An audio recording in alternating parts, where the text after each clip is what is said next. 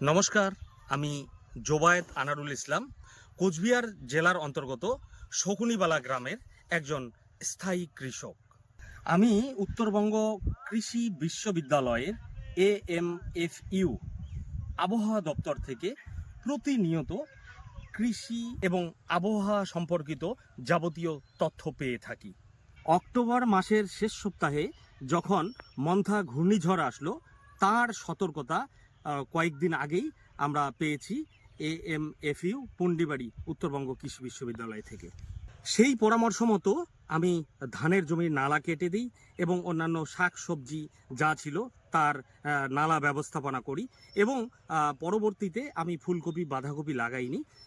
যখন এই ঘূর্ণিঝড় বা জলের প্রবণতা কমে যায় তার পরবর্তীতে আমি ফুলকপি বাঁধাকপি এবং বিভিন্ন শাকসবজি লাগিয়েছিলাম। বন্যাকালীন পরিস্থিতির আগাম পূর্বাভাস পাওয়ার জন্য আমি নদীর পাশে আমার গরু ছাগলকে পাঠাইনি। আমরা দেখেছি যে অনেকেরই গরু ছাগল নদীপথে ভেসে গিয়েছে। আমি আগে জানতে পারায় আমার গরু ছাগল ভেসে যায়নি এবং একর প্রতি আমার প্রায় 10 থেকে 12,000 টাকা ফসল বেঁচে গিয়েছে। এই পূর্বাভাসটি আমি আমার গ্রামের বাকি কৃষক বন্ধুদের আগাম বলে থাকি এবং ওনারাও এই ক্ষতির সম্মুখীন থেকে অনেকটা বেঁচে গিয়েছেন।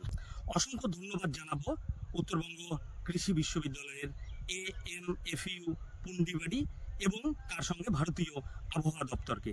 ধন্যবাদ।